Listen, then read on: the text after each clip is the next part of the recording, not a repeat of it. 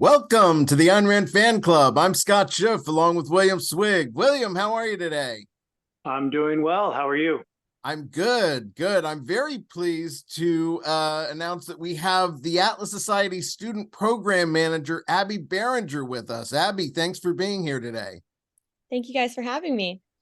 Absolutely. William wanted to do a show about Rand's influence over conservatives and Christians, and I've long thought the objectivist world has been way too hostile to religious Ayn Rand fans and its history.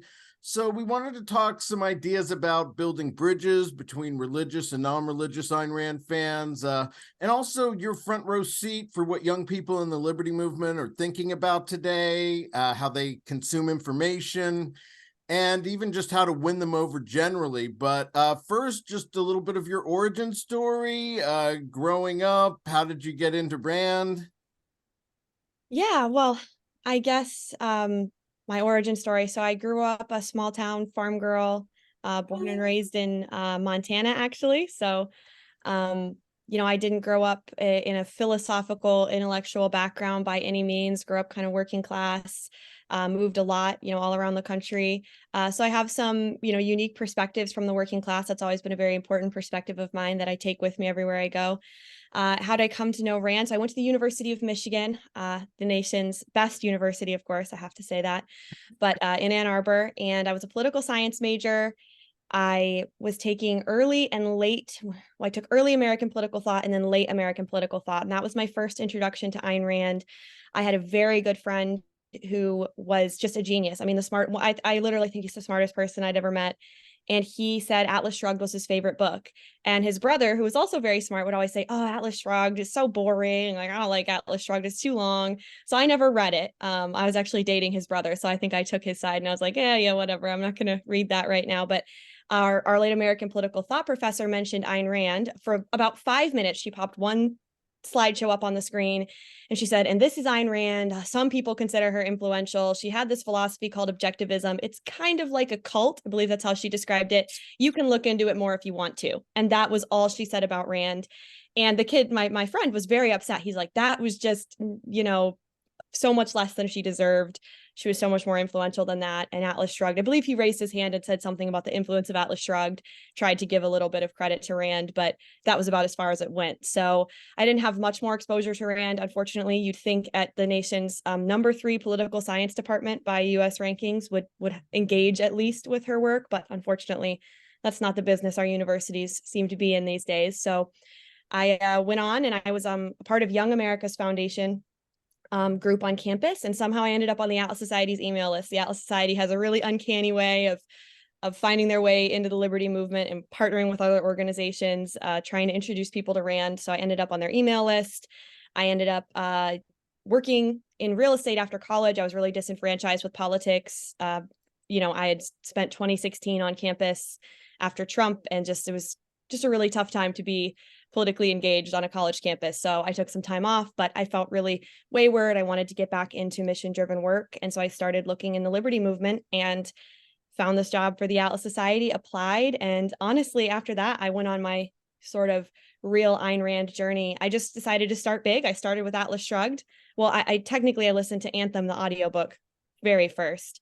And then I just jumped right into Atlas Shrugged, and it's been on from there. So I've been working for the Atlas Society for 2 years now, 2 years as of this month. Okay, that's great. Just to go back a moment, what was it like being in college when Trump won? How did academia handle it? Oh my goodness, it was a total meltdown. I can't even describe to you. Like, people talk about it on the news, and I feel like a lot of people think, "Oh, that's it's over dramatized. It couldn't have been that bad." It was truly the next day. So I worked at the dining hall. I was a manager at the dining hall. And I showed up to work the next morning after Trump won. And I was one of 2 people that showed up to work out of a staff of, it's supposed to be like 10 students at lunch. And me and one other guy showed up, the other manager, and he said everybody else called in because they were too emotionally distressed after Trump winning the election. And then another girl, she ended up, they called her and said, "We really need you." She came in halfway through the shift and she cried. I mean, she literally cried for like the rest of the shift. I went to class that day and I just heard the most horrible things you could possibly hear from my classmates about people in the working class. I mean, it was truly despicable. I was sitting in a table with a girl, and she was like, I'm just so disgusted. These people shouldn't even be allowed to vote. I don't know what we need to do, but these people, it's just disgusting that these people have any say. She was there. Those kind of sentiments were around. We had people who did this like drum circle through the libraries for like a week.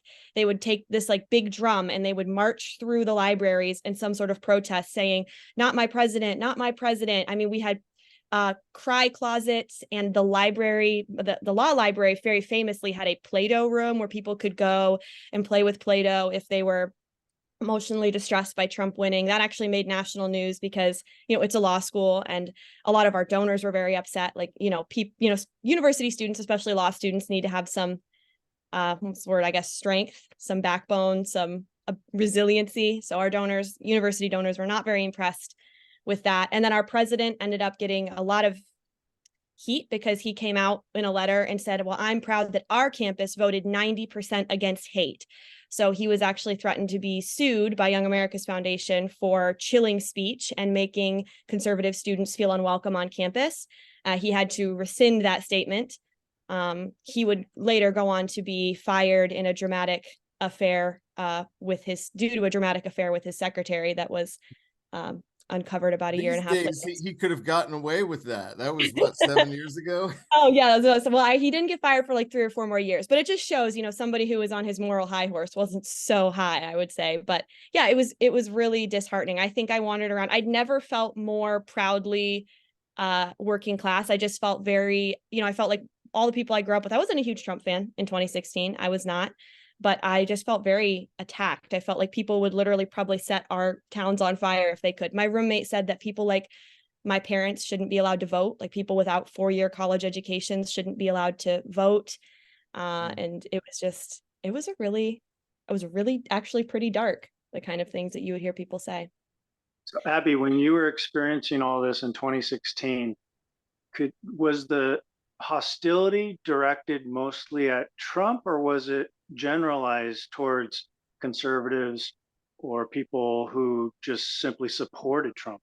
Very generalized. I mean, the sentiment was truly, if you had any sympathies to conservatism, you were a bigot, you were a racist. I mean, I remember sitting and hearing kids say, it must have been so hard for you, somebody said, to grow up in a small town where people have such small minds. And I was like, honestly, I've met more small-minded people here at university than I did in my small town. And they didn't really like that answer. So it was very generalized. I mean, my friends, I haven't retained hardly any friendships from college because eventually the wokeism would tell them, it got really bad even into 2020. Silence is violence.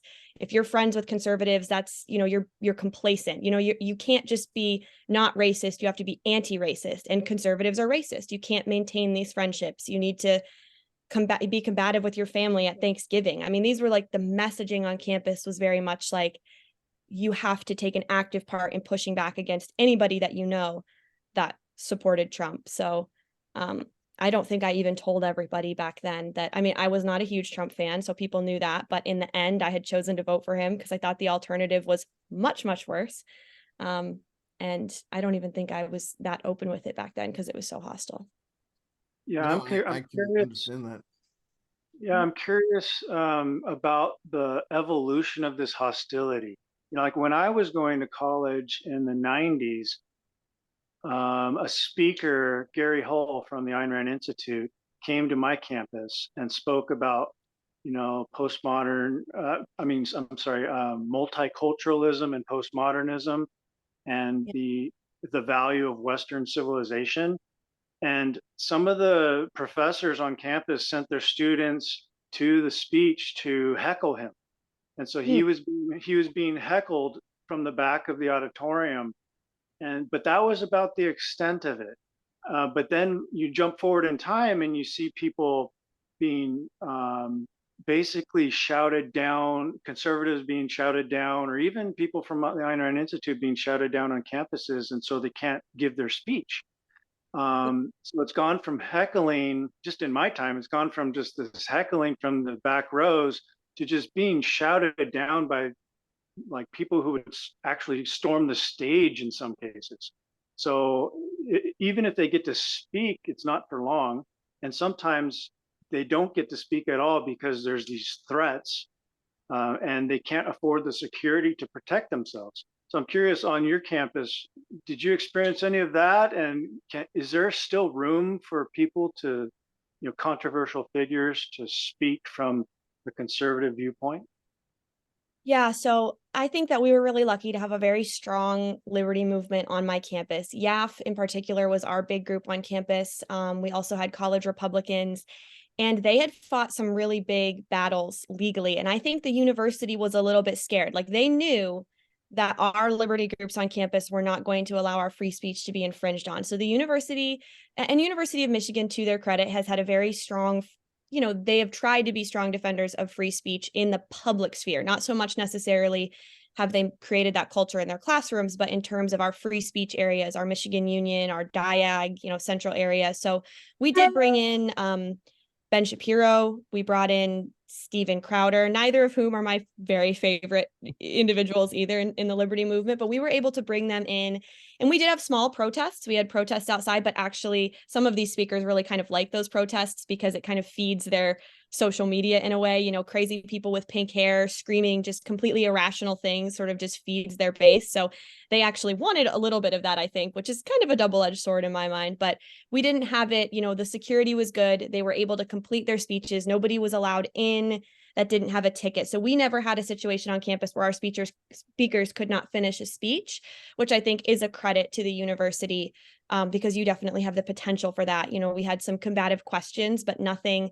I do think that Ben Shapiro has made a reputation for himself of, if you come and you ask a dumb question of Ben Shapiro at a student campus event, you're going to be on blast and hundreds of thousands of people are going to see you get roasted. So I think we had a little bit of a quieter environment than even I expected in terms of that. People at the University of Michigan are very proud, proud in the, I would say in the bad way. So I don't think anybody wanted to be embarrassed maybe on television. Maybe that was the motive, but we did have some smaller, we used to table on campus, and we had some situations that were where people would come and they would spit, people spit on you. They knock your signs over, they tip your tables over. And it's all students. And I think that has been a shift in terms of it used to be professors sort of talking down to students about the things they needed to believe, talking down about, if you hold any X, Y, or Z belief. I think that's the way that it used to be, kind of coming from the top down, this pressure to be progressive and woke.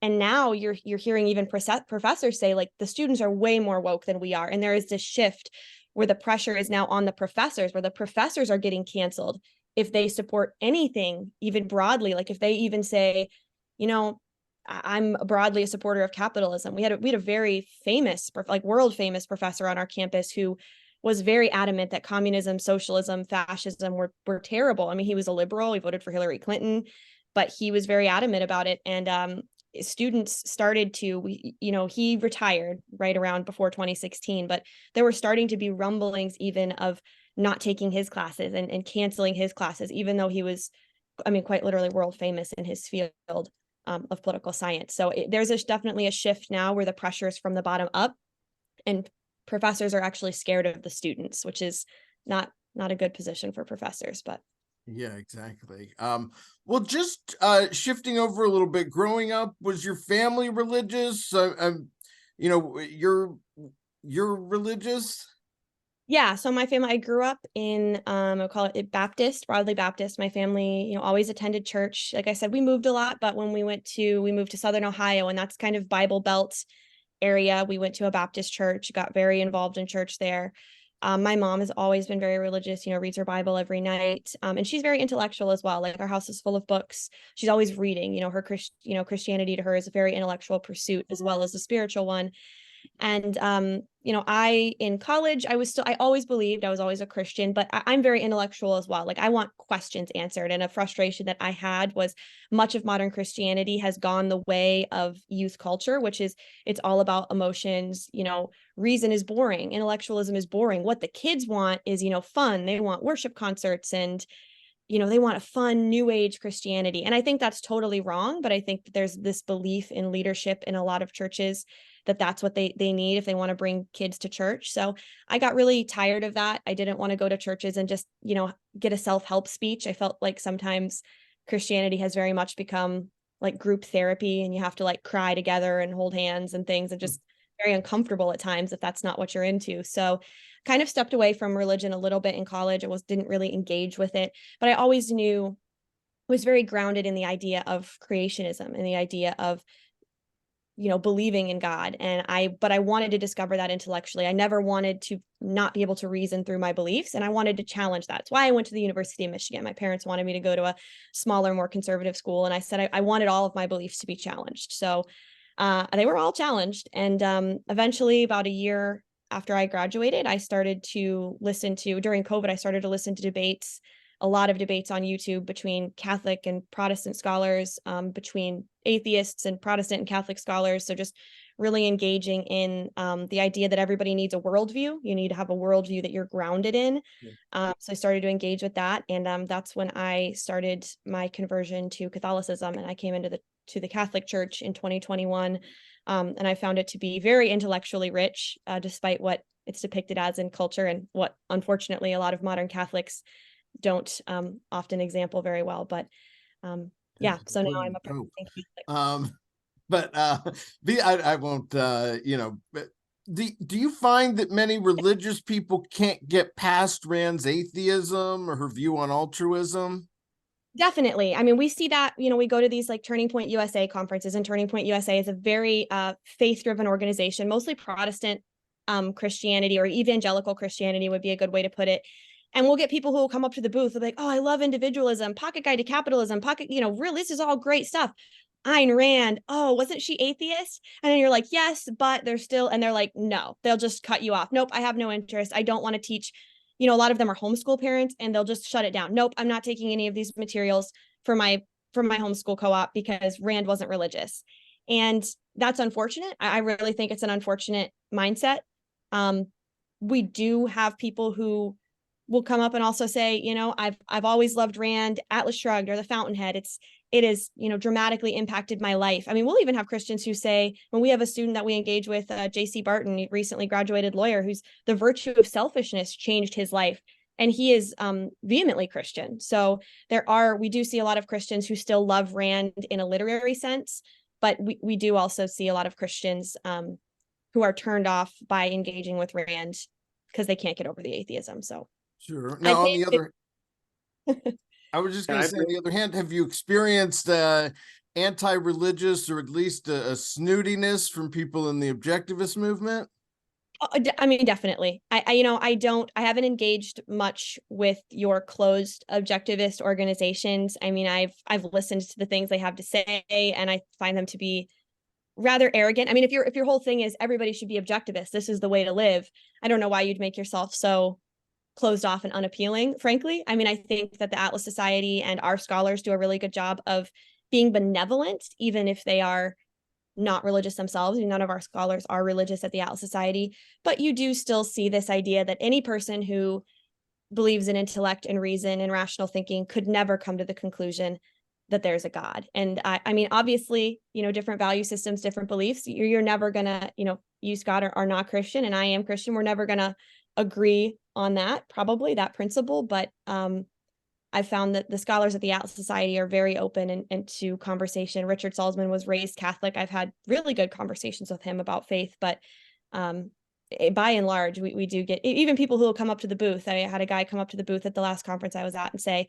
once you get older and wiser, you'll abandon this religion idea. It's silly. Rand was right about everything. It kind of walked off. So you do see it. Hey, Abbie, I was watching a video from Yaron Brook, who is the chairman of the Ayn Rand Institute. Yeah. And this video I was watching was from a few years ago, but he was dealing with the same topic we're dealing with today, and that's Ayn Rand's influence on Christians and religious people and conservatives. And one of the things he was asked in the Q&A of this lecture he gave, whether a religious person could be an objectivist. And I thought it was funny that he answered not consistently, but then he went on to say that if you agree with reason above everything, like reason as an absolute, then you can be an objectivist. And that's kind of like the core principle he focused on. So I'm wondering, do you pursue reason as an absolute? And like, if reason told you that God didn't exist or that selfishness is a virtue and to reject altruism, then would you go with reason? Yeah, so that's I'm trying to think where I want to start, because I have kind of three tiers to answer here. I don't want to go too long. So I think reason is a very, very big part of my faith. And I think that the church, unfortunately, for a very long time, there has been this pushing out in intellectual circles, in universities, of any intellectuals or philosophers who come from Christian or creationist backgrounds, or there has been a very serious effort to minimize the impact that Christianity had on their science, their philosophy, their art, this idea that trying to separate it and say it had nothing to do. And that's just not the reality. Whether you want to see some of the best artists that ever lived, some of the best philosophers, some of the best scientists were creationists, and they will tell you that their use of reason and intellect and their start on that journey came from Christianity, especially Catholicism, and some of your Eastern, Eastern Orthodox traditions are very rooted actually in reason. And Rand herself, I mean, I was going to bring this up. She was, famously said the three A's: Aristotle, Aquinas, and Ayn. And I have a quote, and I have a quote here from her where she says, to a letter to a Catholic priest, she says, Thomas Aquinas offered the best of all attempts to reconcile reason and religion, but she did emphasize it is only an attempt which cannot succeed. She added, however, that Aquinas was the greatest philosopher next to Aristotle in the purely philosophical, not theological aspects of his work. So she believed that, Aquinas was able to use reason as a philosopher. She's next best to Aristotle, and he was an ardent Catholic philosopher. So I think that says a lot coming from Ayn, because she didn't speak highly of a lot of philosophers.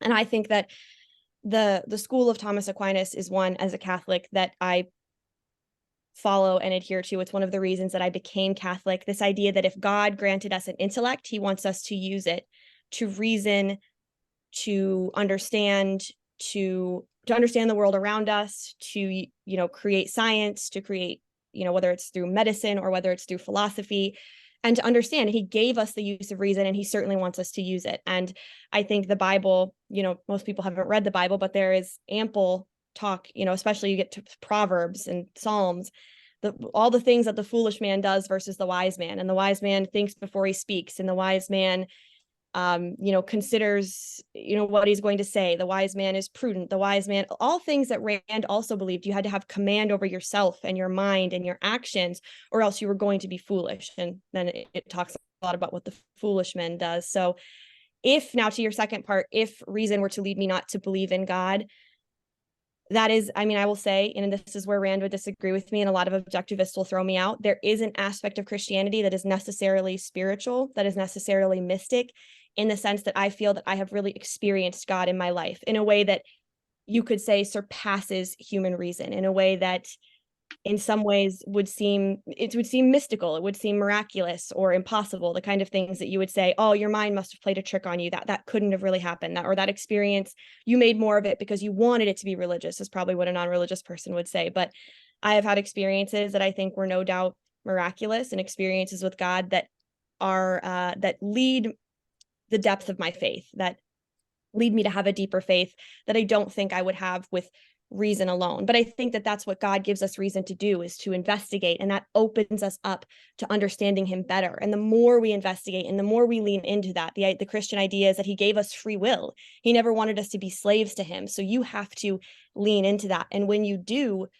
you will find that you have these experiences that transcend what you even believe to be possible. But God also says to test, the Bible says, test every spirit. So you think you've had a mystical experience. The Bible asks you to test that, to never just say, oh, well, my leg hurt yesterday and it didn't hurt today, it must have been God. That would not be reasonable. That would not be rational. And certainly you have Christians who act like that. But so I guess the second part would be not entirely, because I think that I don't think that reason's ever going to guide me away from God, but I have had experiences with God that you might say transcend reason, to be totally honest. I don't know if that makes sense. You couldn't explain in a perceptual way. Yeah. So,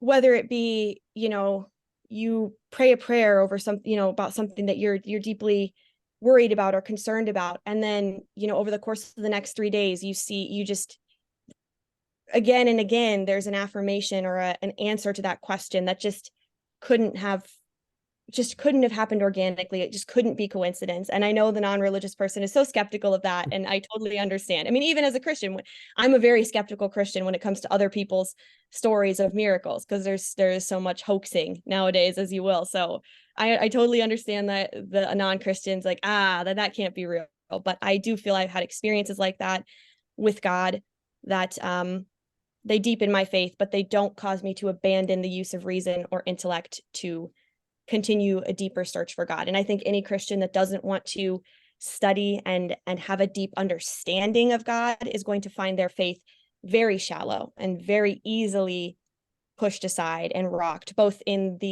their ability to maintain that faith, but then in their ability to live the faith, because living the faith is the most important aspect of Christianity. Very famously, St. James said, faith without works is dead. So that's the Christian perspective.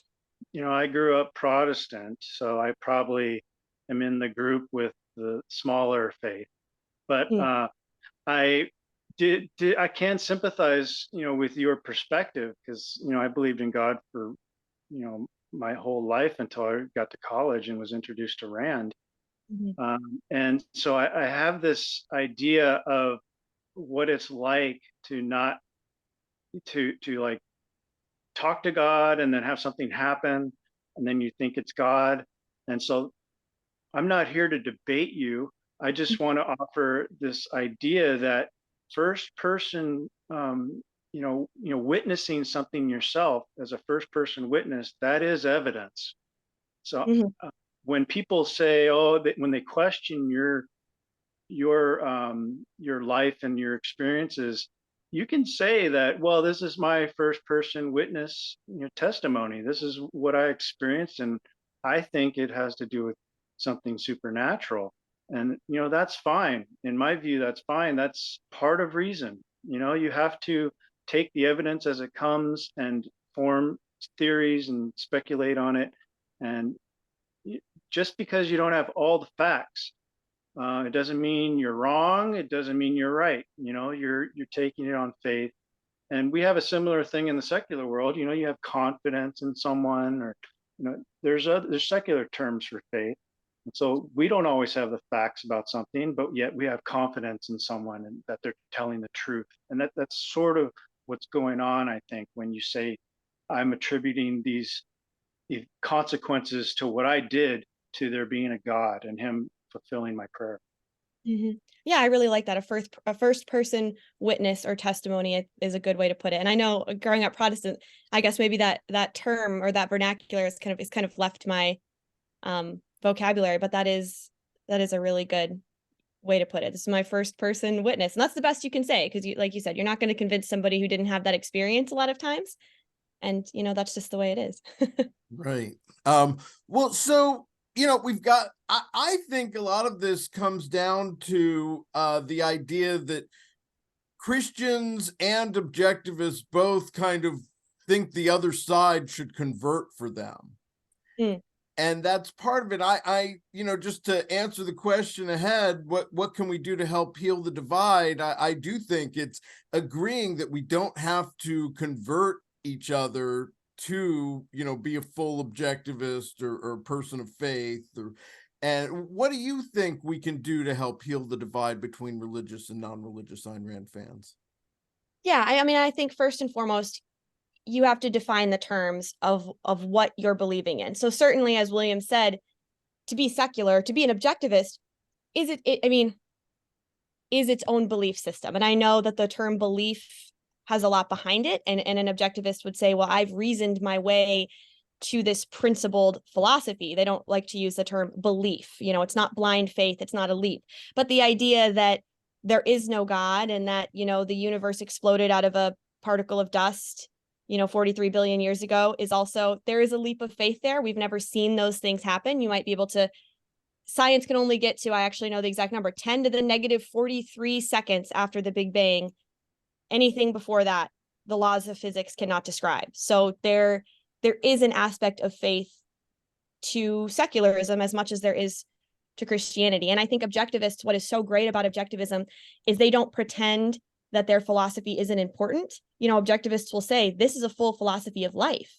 This is how you live, and they will stand on that principle. And Christians can take a lot from the boldness of objectivism, and especially defending objectivity, which every Christian should defend. There is an objective truth. And if a Christian is not defending that, you know, they can certainly take a lot from objectivism. And in terms of bridging the divide, to have some of that boldness of Rand would lend huge to Christianity across Protestant, Catholic, you name it. But I think something that needs to be said of objectivism, and I feel like open objectivism is very good with this, and you see closed objectivist organizations that are not, is that unless you think objectivism is a religion, wherein if people don't believe it, you know, if people don't believe the X philosophy, their life is going to be bad. It is going to be bad for them. Objectivists do believe that. If you lived by objective truth, if you reasoned your way through life, if you pursued your self-interest rationally, if you if you had achievement as a huge goal and you had pride in yourself, your life would be better. You would both be successful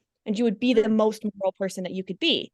So objectivists believe that. So we need to understand that these are true belief systems, and we need to have respect for the fact that, you know, objectivists can't have their cake and eat it too. They can't say, oh, this is a philosophy, it's not religious, but you have to believe every tenet of it exactly, or you can't play with us. Like that doesn't make sense. It's either you have to say what objectivism is, and that people shouldn't try to say, oh, I'm an objectivist, but I believe XYZ thing that are definitely not objectivist. I don't like that, because as a Christian and a Catholic, you get a lot of Christians who do that. I'm a Christian, I just don't believe X, Y, or Z about Christianity. Well, okay, then, you know, or I'm a Catholic, but I just don't believe X, Y, and Z Catholic teaching. Well, you might be a Christian, but you're not a Catholic then if you don't believe in the teachings of the Catholic Church. So I do believe there's an importance in defining the terms and defining what it is and what it isn't.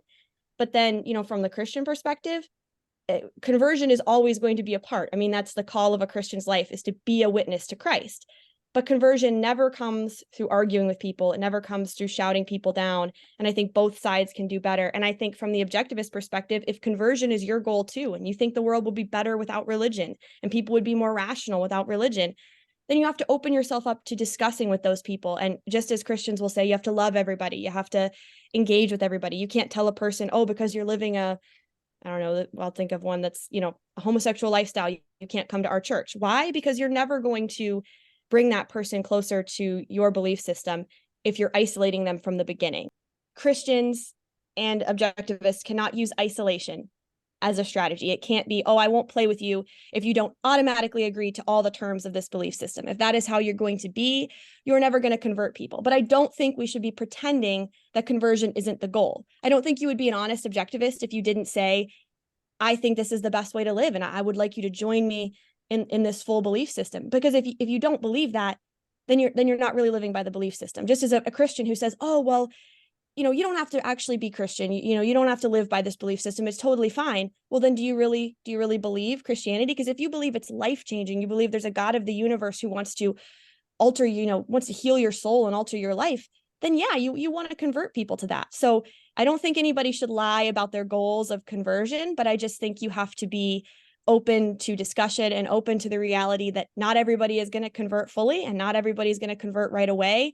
And you don't have to be the person, you know, ARI scholar, don't have to be the person that puts some Christians' foot to the fire and makes them convert this week or next week. And if you're not willing to talk to that person in the meantime, then don't expect to make very many objectivists. And you could say the same thing for Christianity. Right. There's some of them that will say you can't be happy if you're not in our sect, or right. Yeah, you can't be happy. And you might say, hey, I think that this is the true path to happiness. I think you will be the most fulfilled. And from the Christian perspective, it's not just about this life. I mean, from the objectivist perspective, it's about happiness in this life, and that's it.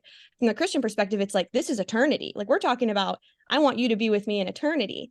So you can say that, but if you say, well, you're not really happy, your life's not really fulfilled, and I can't really hang out with you because you're not Christian. You're not going to make very many Christians. So yeah, that's a negative sense of life, no matter what ideology you're promoting. Yeah. Well, if I can jump in, one of the biggest problems that I see is that the people who are trying to convert, you know, the other side, they often resort to name calling, Yes. and abusive rhetoric. Like one of the famous things that people from ARI say is that you're dishonest. You're evading reality. Right. You're not using your mind or reason. You're using your emotions, and so there's this personal attack Mhm. constantly coming from both sides. Actually, sometimes you get it from the religious side, sometimes you get it from the secular side, and I don't think that's helpful at all. It's a fallacy. If you're trying to persuade someone, it's not logic or reason. So it's just name calling, and that's, I think, one of the main things we need to cut out and stop doing. And if you just cut that out, I think we'd get along better, and be able to think clearer and form more rational arguments for each other. And that's how you help each other, is by providing your factual knowledge and sharing your knowledge and not insulting each other. Right. I mean, anybody who's ever studied psychology will tell you your chances of convincing somebody go increase with the more questions you ask and the more intellectually curious you are about them. There's something in all of us that wants to be validated, that wants to be heard. And so if you're not willing to even, what do the closed objectivists say? It's a moral sanction for me to even talk to you. Right. I mean, there's just this attitude that's natural to humans. It comes from our human pride, and the good kind of pride where you say, what? Like, no way. I'm not going to believe anything you say if that's how you're going to treat me. If you're going to do me such little disrespect, right off the bat, you're going to say, I'm being dishonest. And I think that the problem with that is a lot of times it comes from this place. You said a personal attack, but it also comes from a place where these people think you're doing it to be malicious. And I think that's how a lot of the closed objectivist movement comes off, is that they act like religious people are religious maliciously, just to like attack reason and ruin the world. And you'll get this from Christians too. You'll get a lot of Christians who are like, well, you believe this, this, and this because you're dumb and you just want to ruin the world. And it's like, actually, most people you meet think that their belief system is what is best for the world. And I think this is not to attack left objectivists particularly, but I think both in Christianity and in objectivist movement, you will see your left-leaning objectivists are very much like that. Attack, you must be an evil, horrible person if you believe X, Y, or Z. And you will see your right, more what you'd consider right or conservative, political objectivists and Christians who are like, well, I think most people probably hold the belief systems they do because they think that it's going to make the world a better place. I just think that they're wrong. Richard Salzman will be like, you're just, you might think that socialism is going to lead to a good outcome. But let me tell you this, like, if you think that the real socialists in these other countries started socialism, the power class started socialism to make everybody happier, you're wrong.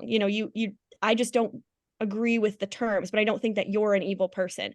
And if you're not willing to give somebody the benefit of the doubt that they're not just automatically malicious and evil and dumb for the sake of it, you're not going to convert anybody. So whether you're objectivist or Christian, you just can't start on that premise. Well, let me just switch topics slightly here. Because we've been talking about how to bridge the gap between religious people or Christians and secular people or objectivists. What sort of influence, like in terms of ideas, did Rand have on you in particular? I know you were introduced to her in college and read all the books, but like what, aside from like her emphasis on reason and objectivity, was there anything else that really caught your attention and really influenced you and made you appreciate Rand? Yeah, I want to make sure I give there's a couple things that jump to mind. I want to, interestingly enough, I've gotten, as a student programs manager for the Atlas Society, I have gotten a lot of opportunities to sit and listen to our scholars. My work first started out with doing morals and markets with Dr. Salzman, and then Atlas Intellectuals with Dr. Hicks. And one thing that is, struck me about Rand, and then those who are just really, truly in the most benevolent way trying to live by the tenets of objectivism, is they are not afraid. Rand was never afraid to speak the truth boldly. And some people might have thought she was arrogant. Sometimes she came off as rude, but there is something so powerful and so lost on us today, especially in my generation, where everybody doesn't want to offend anybody. And there's this weakness of character almost, that Rand just, I mean, you didn't have to agree with her on everything she said to respect her. I mean, she would get up and say, you know, primitivism is evil, and anybody who wants to apologize for it, that's ridiculous. We can't just be, you know, elevating primitivism around the world. Things that are just were not popular to say in her day, even less popular now. And I think that the scholars at the Atlas Society, Dr. Salzman and Dr. Hicks, who I've had the most time with, they have exemplified that. And it has, it has inspired me to be more bold in the pursuit. You know, they know so much, and they are constant students. And almost every objectivist that I have met is a constant student. They're always seeking to know more. And I think that is what is so powerful about philosophy and this pursuit of it, is that there's a recognition that you always have to be putting it into practice. You know, that reason, David Kelly talks about this reason, you know, in 7 Habits of Highly Objective People, you have to practice it. It's not something that you just say, oh, well, I've just decided today that I'm going to be a reasonable person and boom, now I am. It is something that takes constant practice and self-awareness, you know. And when I was reading Atlas Shrugged, I love how Rand would, you know, she would evaluate her characters and then give you a sort of sense of their level of self-awareness. So Dagny, very self-aware, or fairly self-aware, you would say, whereas like Hank, not self-aware, just, you know, said so many great things about his character, but just not self-aware. And she would kind of deride his inability to see certain faults in his reason and thinking. That just made you think, like, do I look in the mirror every day and ask myself if I was reasonable and rational in the conversations I had today? And I think that Rand has influenced my drive to do that, and my understanding of how important that is. And the scholars at the Atlas Society live by that. So you can see that the power that Rand has had in their life. And then a lot of objectivists I know have just impeccable self-esteem. And I think so many people in our generation lack self-esteem. So that would be the other thing I would say, is just objectivists, because self-esteem was a big part of Rand's belief system and self-esteem is so important. You will see objectivists who just have this powerful self-esteem. And for a lot of them, it can still be very benevolent and very kind. I think you can see some maybe more in the closed objectivist movement where it's not as benevolent and kind. And maybe Rand herself wouldn't have been considered kind, but either way, I mean, I think it's powerful, the impact of self-esteem. And I think it's very powerful for young women to see a positive and rational use of self-esteem. If I could just respond to that real quick. You mentioned two broad ideas about Rand, and how she was not afraid to speak her mind, and you had respect for that, and also how she was self-aware and made her character self-aware or not self-aware. And I think both of those topics relate to individuality or individualism, which was, you know, a main principle for her. Because when you have the courage to be controversial, you're basically setting yourself apart from the masses, from the main opinion, and you're taking on this mantle of individualism and giving your individual or authentic opinion. And then when you're self-aware, you have to be self-aware in order to be an individual, because you have to be aware of your individuality. So self-awareness is sort of the first step towards individualism. So I thought it was interesting that both of the points you made tie into her broad concept of, you know, for the new individual intellectual is basically her motto.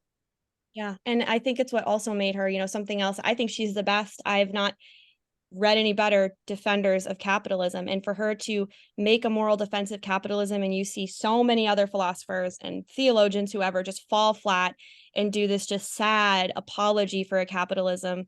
And for her to be such a, you know, defender of it, you know, she was able to take every tenet of, you know, individualism, and then her strong character and her understanding of capitalism too, both, you know, personal and philosophical, and say, this is the defense that needs to be made. It is the best system. It's a social system. There is no ifs, ands, or buts. It's not just the best that we have. And you'll just see so many other philosophers fall flat on that. And I think that every other tenet of who she was and her philosophy lended to her having that strongest moral case for capitalism, probably of her fellows at the time. one of the reasons why she's one of the more famous. Well, I want to switch gears. You did an amazing job putting together the Atlas Society's Gulch Summit in Nashville. And you've also been to many of these liberty-based events geared towards young people. What trends are you seeing from young liberty fans? Yeah, so something that is I like to emphasize, because I think you get Gen Xers and maybe older millennials. I don't know how old you guys are. And I think a lot of what shapes, the idea that people have of youth is shaped by the youth that they're watching come right behind them, if that makes sense. So like I'm 26 now, and for the first time in my life, I am starting to see youth as separate from me, as in like I am not youth and they are youth. And this is kind of, I'm just getting to that age where I'm like, how are trends that I had in middle school circling back around? And like, what are the words that these kids are using? I've never heard them and I don't know how to correctly use them. And, so you're starting to become, I don't want to say an old person, but an older person. And there's this just shocking, it just puts your eye on youth and you start to watch them. And I think you'll hear a lot of Gen Xers and you'll hear even, scholars at the Atlas Society, but across the board in the liberty movement say, oh, young people are secular. Young people are atheists. Young people are, and that's not true anymore. I mean, it really isn't. And I want to say it as just like there's a huge, for objectivists, for Christians, there needs to be this wake up call and realization that millennials, so like people like my uncle, who's like 10 years older than me, I think, atheist in the strongest sense. There is no God. We turn to dust when we die. Rand sort of level atheism, which, objectivists would be in support of. But the young people of today, they don't need to be they need to be, if objectivists, from the objectivist perspective, they would need to be convinced of that, because young people today don't like to talk about the truth. It's, you probably know it's your truth. It's our truth. That even if they believe in the truth, they're very hesitant to say it. And they have no grounding in philosophy. I mean, education has failed and failed and failed most students today. And they can't even tell you, they can't even tell you the big three. Like they can't say, like if you said big three Greek philosophers, they would maybe say Aristotle, but maybe Plato. They don't have any concept of philosophy. They're very mystic. So I think that's my point, is they are very, it's astrology.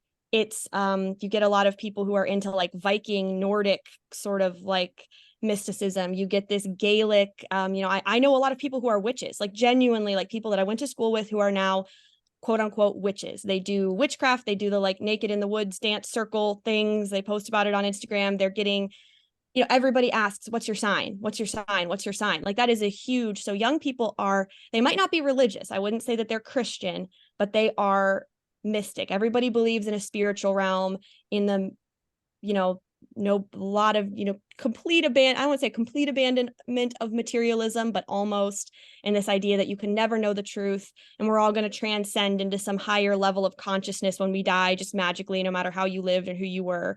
And that's like a lot of your people coming up through high school and like young college now. So that's a huge trend. But young men, they're definitely, it's crazy. A lot of young men are moving away from like the millennials before them who were very liberal. They're becoming more conservative. Young women are still becoming more liberal. In the liberty movement itself, there is a lot of energy. I think that, being pro-liberty has become the new counterculture. Being a liberty movement kid has become like the edgy thing to do. Like you want to get married and have kids, you're edgy now. So there is this edge to the liberty movement now. It can be good and bad. It can sometimes lead to explosions and things like that. But certainly there is an energy that is present at every one of these conferences. These kids see that the world is not in a good place for them. Like it's not set up for them to succeed. And they know that. And so most of them are curious as to how to fix it. Now, whether they will be swept away by wokeism and these incoherent philosophies, sorry, my dog's mumbling behind me, but whether they'll be swept away by incoherent philosophies or whether they will attach themselves to objectivity and reason and liberty is yet to be seen. So that's where the battle lines are drawn for the liberty movement, is can you reach these kids before wokeism does? Are there any top issues for them? Is it like COVID or? It's tough. There's two sects to the liberty movement. There's libertarianism, there's conservatism, and you will see a lot of right libertarians now, a lot of libertarians somehow taking up the cause of social issues and trying to marry a little bit more social philosophy to libertarianism, which I think is good.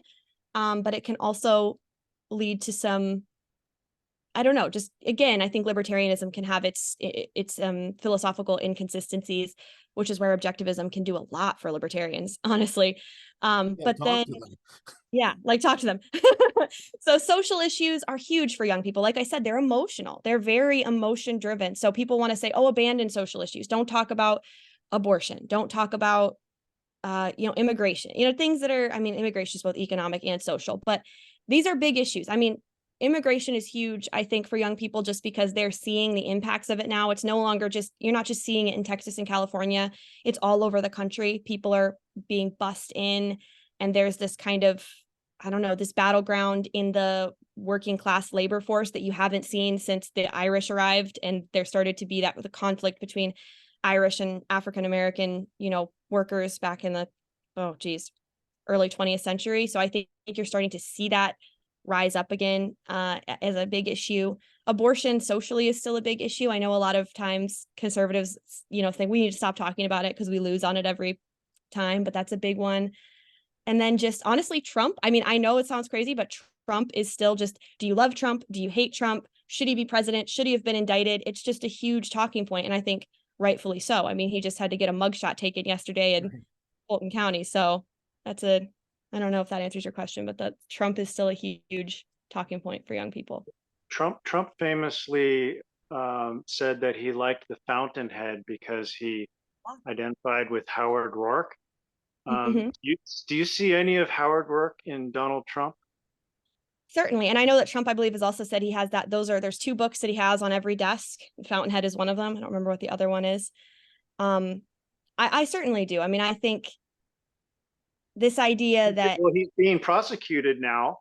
Yeah. And Howard Rourke was prosecuted and gave a famous speech in the courtroom. So now Trump might have an opportunity to give a Rourke-like speech in the courtroom. That would be awesome. I think, it's funny because Trump said that before all of this, and now it's almost like he brought it to fruition. The kids nowadays would call it manifesting, but it'd be a negative manifesting. That's another big spiritual term. You have to manifest your destiny or whatever. Objectivists would probably just call that work ethic, but young people call it manifesting. And it seems like he is not backing down. And I think that's where he is, Howard Rourke. He's not going to cave.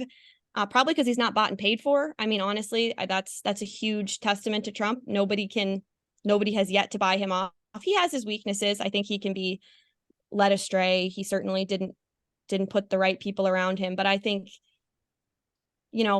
he's standing up. I don't think what's happening to him right now has anything to do with justice, whether he's done things wrong or not. It's a clown show for sure. So if he gave a Howard Rourke-like speech in the courtroom, then there could be a lot of content in the objectivist movement around that. That's true. So, I mean, just going back to young people for a moment, I mean, what strategic priorities do you think we should be doing more to get more young people in the liberty movement? Well, the bottom line is, I mean, for the objectivist movement particularly, and I know our CEO Jag is big on this. It's not, let's have a seminar on objectivist epistemology. It's like, these kids aren't even reading. They haven't read Anthem. They're not even introduced to the ideas of Rand. So introducing students in the objectivist movement to Rand and finding what is most, what calls to them most. What are they most wanting to hear from first? And so a lot of students, like I said, it's this social issue type thing, but also self-esteem. So many people struggle with self-esteem. So introducing them to these ideas of, a genuine self-esteem and pursuing your rational self-interest from the objectivist perspective, I think you can do a lot for young people by introducing them to that. But then more in generally, the liberty movement needs to stop trying to be, like a lot of times you'll have these events, they're like Coachella for conservatives. They need to focus on philosophy. Nobody is going to be rational. Nobody is going to be consistent, and nobody is going to be bold and courageous when it comes down to it if they don't have a foundation of philosophy as their belief system. And we don't all have to agree on what that is, but introducing students, like they're so poorly educated. So just introducing them to, whether you want to talk about Adam Smith or you want to go back and introduce them and have them read, Socrates and Plato and Aristotle, like these students need this introduction. And I think that should be a huge goal of the liberty movement, is to introduce kids, not just to rah-rah speeches from big, contributors, but to real foundational, like, so that they can defend their beliefs. And I think that's what we tried to do at Cults Culture Summit. It's what we're going to double down on next year in Washington, D.C., is introducing students and giving them the tools to intellectually fight back on their campuses, because that's what they're lacking. They don't know how to stand up to their peers and professors because they've only ever heard the perspective of their peers and professors. And all they have is this deep sentiment in their heart a lot of times that what their peers and professors saying isn't true. So that's not, unfortunately, enough to convince most people whether they're right or not. I think one of the problems here is that a lot of young people that I've talked to don't have a respect for concepts, like objective concepts. What they're getting is subjective concepts. And so they have a semi-respect for epistemology, but it's the wrong epistemology. It's been drilled into them that, concepts are social constructions, and you can be a man if you're a woman. It's like absurd epistemology. So how do you change that? And how do you get these young people who are brainwashed by the left to form a respect for objectivity and concepts? I think that's so hard. I mean, it's a question. I mean, honestly, like, as a young person, I have so many friends who are in these belief systems. And when I think, how on earth could I convince them? I don't always have the personal answer. And I think that's the question that everybody is asking themselves across the liberty movement, is what is going to be persuasive to these people who are most lost in this? The person who is in the middle of transitioning their gender and destroying their bodies. And I mean, I know that there are people in the objectivist movement who could say you could be trans and objectivist. I don't know that I think that's true, but whether it's destroying their bodies or just, like you said, just completely incoherent belief systems, they'll say there is no truth. And you'll say, well, that's a truth statement. And they're like, all they'll do is just attack you with, spit at you and then like tell you to go F off and run away. Like, that's what they would do on campus when you try to have discussions with them. So how do you convince people who are not willing to even have discussions and who don't have any intention and whose belief system genuinely tells them you don't have to talk with people who don't affirm everything that you believe about yourself? So, and that's the ideology. If Abbie doesn't affirm everything you've just said to be true about yourself, don't even talk to her. So there is a huge barrier there in how you reach them. And unfortunately, I hate to be such a pessimist, but Scott knows I'm a bit of a pessimist. I think sometimes you have to walk alongside people as their friend. You have to be able to say, I don't agree with everything. I will still be your friend and love you and care for you through this journey. And if they say no, screw off. I mean, I've had plenty of people say no, screw off, and then there's nothing you can do for them. But if you can continue to walk alongside them as family or friend, and then one day when they crash and burn, because I think inevitably these beliefs just lead to neuroticism. You see how many, I think it's like 35% of young women 18 to 25 are on some depression or anxiety medication. Clearly, these belief systems just lead to an instability, a mental instability, because you are not living in reality. Ironically, I know that's what objectivists will say about religious people, so that's funny. But you have to just walk alongside them, and when they crash and burn, maybe then you can come up and you can say, hey, maybe you want to try something different. So I don't know, just being there to provide an alternative. It doesn't sound like this goes back to the idea that we were talking about we're always trying to convert, but sometimes we just set it aside for what you call walking along them. And I think that's what, even though, of course, we all want everyone to come around to our way of thinking. But in a certain sense that, we at least suppress that and say, well, for now, even if you're not, we can still walk along this path together, trying to use more reason and more individualism and more freedom.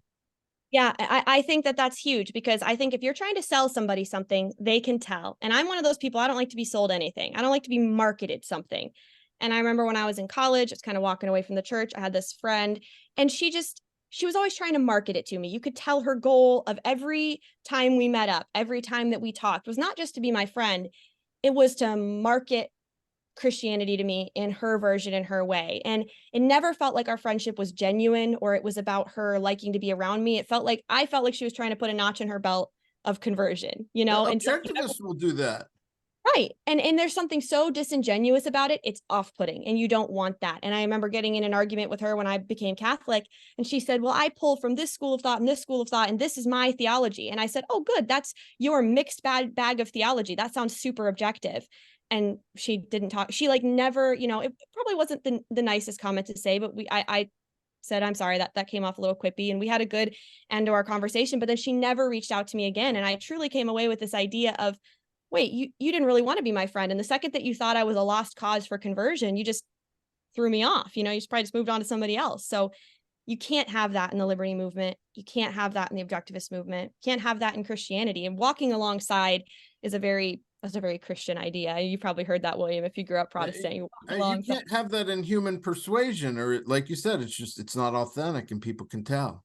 Right. Unfortunately, a lot of people nowadays will not let you walk alongside them. I think that's a very intentional thing that the left has done, because they know that friendship and bonds and family will lead people back to truth eventually. So if they can isolate people, almost like an abusive relationship, Yeah. you know, if they can pull these people away to where they have cut themselves off from anybody and everybody who disagrees with their lifestyle, then they have it will be a very hard for that person to come back, because every time they start to question, and I was actually talking to somebody who would sit in on Marxist organizing, and they have a premise of it's not isolation, they called it oh gosh, basically where you purposely, if somebody questions any tenet of the belief system, you push them away, you Yeah. isolate them. Alinsky said, pick a target, freeze it, destroy it. Yes, and she talked about how they would teach Saul Alinsky in these meetings, and they would say, and then at one point, some people started to say, well, hey, maybe this shouldn't be a tenant. I don't think this is working. We keep losing a lot of people. This isn't really working.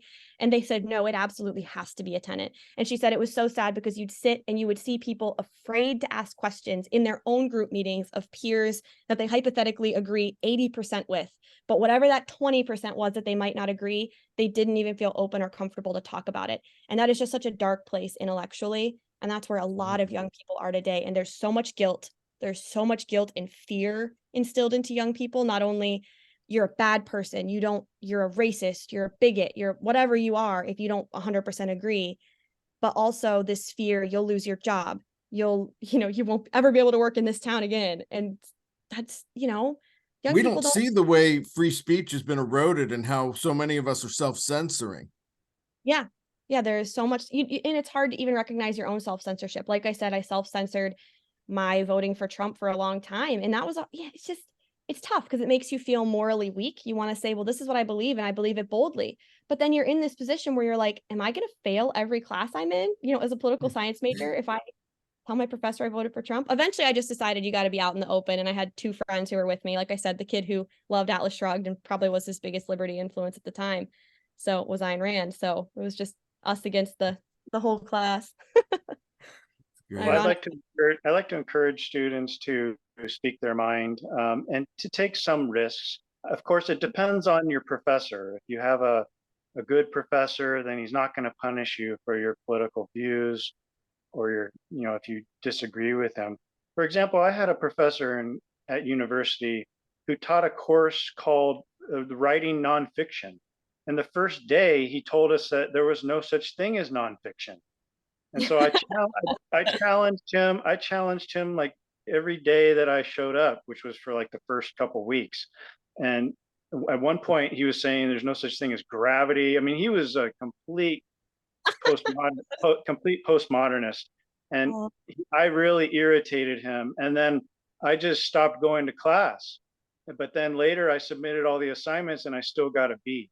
So I think if you have a good professor, he's not going to punish you, and Right. he'll put up with a lot, or she will put up with a lot. But of course, you got to flush them out and figure out if they're going to punish you for your political views.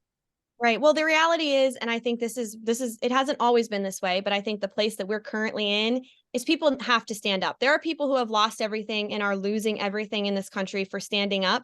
And the more people that do it, the more political and cultural power we will have. And I think we really do. I think that's one of the reasons I think everybody should read Atlas Shrugged. This idea that you can create an alternative, and you should, when society is kind of lost to you. When the university systems, to me, are where we need to shrug. We need to say, nope, we're divorcing ourselves from this system, and and there are people who are trying to start their own alternate university systems, or divorcing themselves from the idea that you need 6 degrees to hold a decent job, and this total pyramid scheme that they have running in the universities right now. And I just, you have to stand up. I mean, there's Franklin Camargo, who used to work for the Atlas Society, came from Venezuela. And I think when I thought back on my university experience after hearing his experience, I thought, man, I was afraid to get, I was sometimes afraid to get a B on a paper. And this, and what Franklin went through was he was in Venezuela. He read Ayn Rand. He started to be a proponent of capitalism. His dad was a quiet proponent of capitalism his whole life, but you couldn't talk about that there. He started to bring it up. He was in medical school. He was in his third year of medical school, I believe, in Venezuela. And he was in class. He had brought up capitalism a few times. He shows up to school one day, and the professor stands up in front of the class and he says, I need everybody here to sign this piece of paper, assenting that you have heard Franklin Camargo making anti-government, anti-Maduro statements that are border on terrorism, and so that he can be expelled from this university, because he needs to be expelled from the university. And at first, a lot of people signed it, and he had a few friends, he said, that didn't sign right away. And then the professor said, okay, well, for those of you that didn't sign, I'm writing your names down.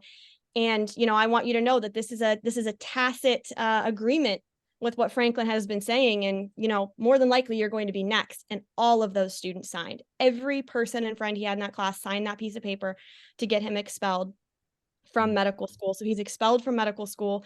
And then within, I believe, a week, he was deemed a terrorist by the Venezuelan government and had to seek asylum in the United States by himself. 21 years old, I believe he was. He had to leave his family and come to the United States totally on his own, because So he was it's worse in some places than just getting a B.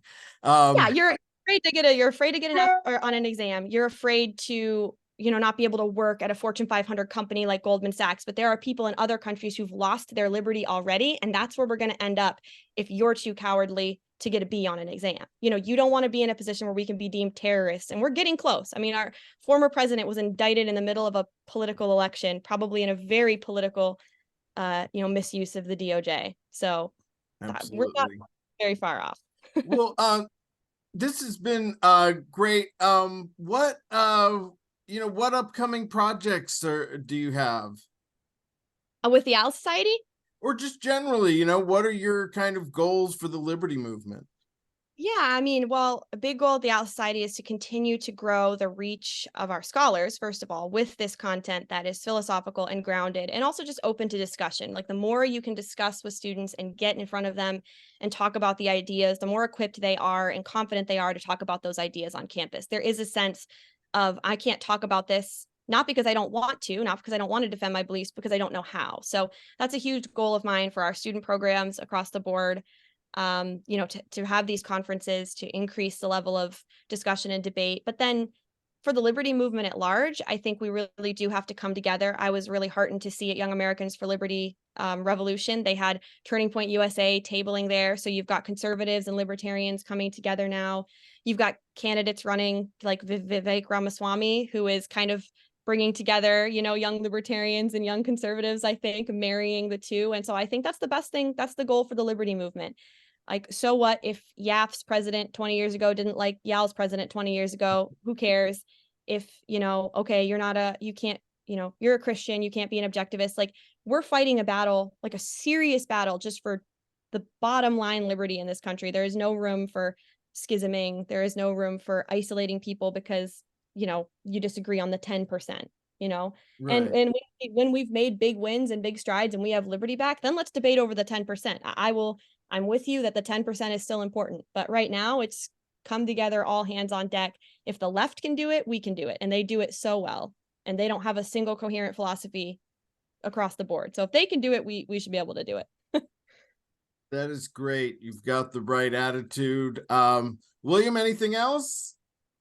Yeah, I just want to thank you, Abbie, for coming on the podcast. It was a true pleasure talking to you. I think that one of the main differences between Christians and objectivists is obviously the God question and metaphysics in general. And you mentioned Big Bang, and I just want to say that there is a crisis in cosmology right now. And Okay. a lot of scientists are rejecting the Big Bang theory. And I've rejected the Big Bang theory for decades. Ever since I pretty much heard about it, I recognized it as bunk. And if anything, the Big Bang is just referencing some cosmic explosion that happened, but it's not like it was the beginning of the universe or beginning of existence, right? In Ayn Rand believed that the universe was eternal, that there was no beginning, and that there's always been existence. It has gone through different forms. You know, stars are born and stars die. Galaxies are born and they die. But there's always been something that existed. So I just want to try to use that as a way to bridge the gap between Yeah. objectivists and Christians and say, we're not so far apart in metaphysics, but we do have the God question to sort out. Right. I think that's what it comes down to at the end. I say that to students a lot. Okay, you don't believe in God, I believe in God. The reality is it comes down to, what do you think was there at the beginning?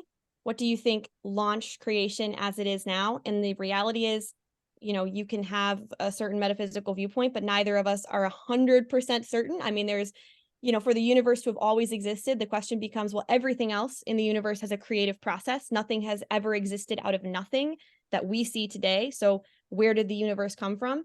And then for the Christian, you say God, but then the objectivist can ask, well, where did God come from? So we're right back to the same question. We're not that far apart. If that's the only question we have left to solve at the end of the day, we should be able to get along. It's not the only Right. question. And that's why I just think it's much more important to focus on, even within what we do agree on, what can we all achieve together?